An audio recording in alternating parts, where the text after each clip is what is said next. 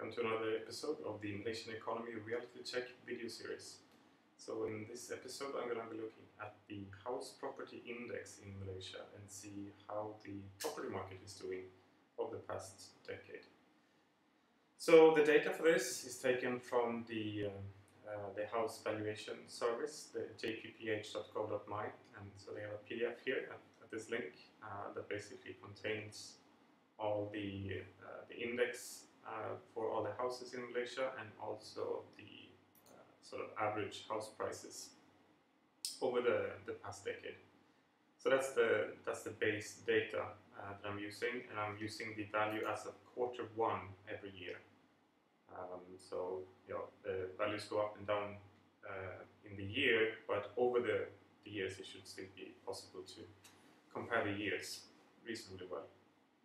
So, alright, so we start in 2000 with an index of 100, and that's actually how it's shown in the data itself, so that's nice.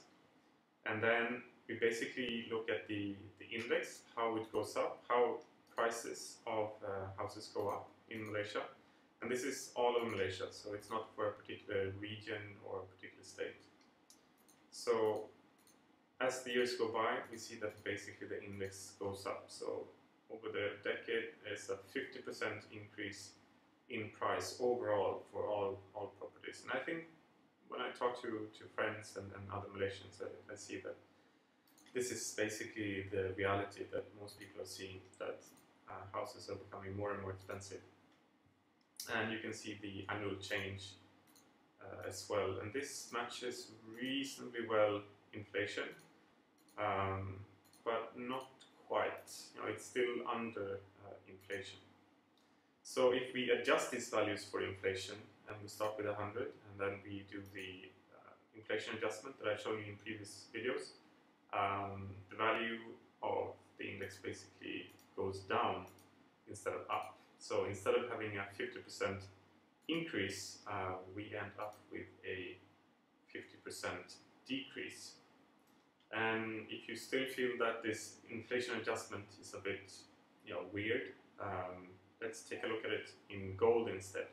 So of course the index, you can't really value it in gold directly. So what I've done is that I've taken the index and I've taken it times 1,000. So we can sort of imagine a house costing 1,000 ringgit. It doesn't really matter what the value is. You can take any number as long as it's the same number, for every year basically. And then I take that times the gold value, the gold exchange rate for that particular year, and then we see, is the trend going up or is the trend going down? So we see here in 2000 it starts at 93 ounces of gold for the hypothetical 100,000 property, and then in the end we have only 32 ounces of gold. So if you have, let's say you have 90 or 100 ounces of gold, then in 2000 you will get one house for that, and then in 2011 you will be getting 3 houses for the same pieces of stupid yellow metal. So your purchasing power of that gold would have been going up, and the value of the property, if you did buy it in 2000, would have been basically a third in 2011. So if we move away from the index and we instead look at the house prices, which is a bit more tangible in a sense, the house prices have gone from an average of 135,000, and it's now at 189,000, and we can do the same inflation adjustment. So starting at 135,000 in 2000, and then adjusting for each year, we get down to, in the end, a value of 76,000 ringgit. So that's quite a dramatic. It's almost half in value when you look at it like that. So that's the whole country. So I was actually, thinking, okay, maybe it's different for different regions. And since I'm living in Selangor, which is supposedly one of the more expensive regions, I thought I'll do the same kind of checks specifically for Selangor. So we started 100 in 2000, and we get up in the end to 149. So it's basically a 50% increase again. But then, of course, during the adjustment for inflation, we end up with a negative 50% value. And if we do the same in gold, instead of a negative 50%, you end up with a third of the value. So Selangor matches basically the value changes that have occurred all over the country.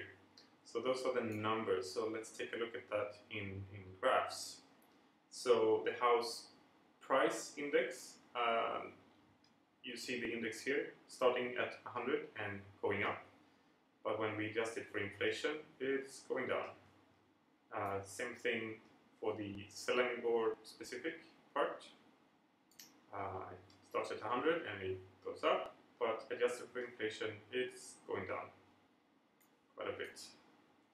And if we look at it valued in gold, the index, it looks like that. It's just the same numbers as I showed you just now, but as a graph. So what we're interested here is basically the shape of the curve. Is the curve going up or is it going down? Are you gaining in value or losing in value? So this shows that the property market is basically losing tremendously in value when compared to gold. This quite silly yellow metal that doesn't do anything. So it's just sitting there doing nothing, and yet the property market is doing worse than something that is just sitting around doing nothing. So that's kind of interesting. So here we have the house prices for Malaysia. So if we look at the house prices, we can see that the prices are going up from the average in 2000 to the average in 2010. But again, adjusted for inflation and compared to gold, we can see that the value is actually going down. And again, as I showed you in the Bursa example, the trend for the gold value and the trend for the adjusted for inflation follow each other pretty well. So I would say that doing the kind of inflation adjustment that I've been doing throughout the series is pretty realistic. So basically, the currency when adjusted for inflation doesn't change in value, and gold also doesn't change in value much over time. So comparing the adjusted ringgit to the plain gold shows us that this is kind of a valid way of doing it. It gets really visual here. So there you have it. The house property market in Malaysia is essentially crashing in terms of value. So we look forward to a point where the properties are basically so low in value that we can convert our other assets, if we have gold or silver or any other high value assets, and start buying properties. Because right now it's still on the way down, basically. So that's the reality check for this time. I hope you enjoyed it, and I'll see you next time.